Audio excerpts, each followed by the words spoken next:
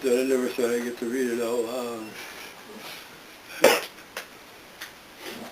I didn't get the part in the Burroughs said about Carol. He said, you know, he says, you got to be careful what you write. As a writer, you got to be careful what you write because it can have an effect on your audience well beyond anything that you would have ever thought. He said, Kerouac sold 1 million pair of Levi's. And there it is in a nutshell, you know. Of course, now it's harder for us to make that kind of an impact. If I came along now, he wouldn't even get a book deal. They wouldn't sign Sun Ra. Yeah. Well, you're going to have to sound a little bit more like the Black Eyed Peas. Okay. What do I want to read with that? Okay.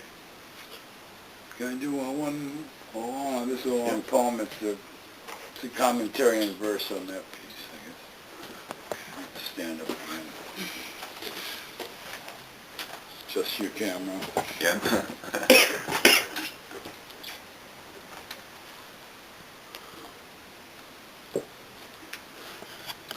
This is called Brilliant Corners.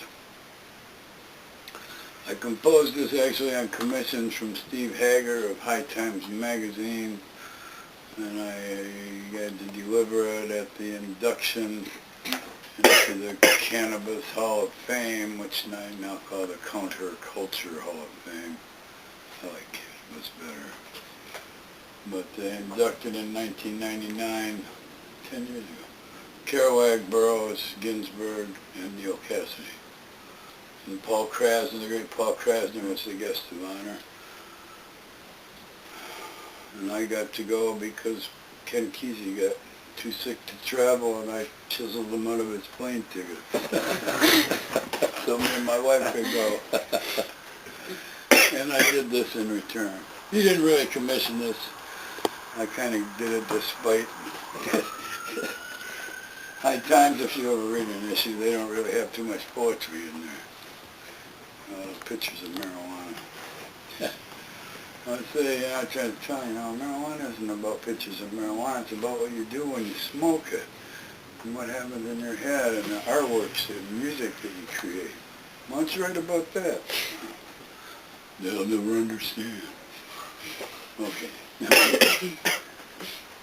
One of the things about this sort of a gathering to read is that I have total freedom to say whatever the fuck I want, you know. I appreciate your letting me rant and rave.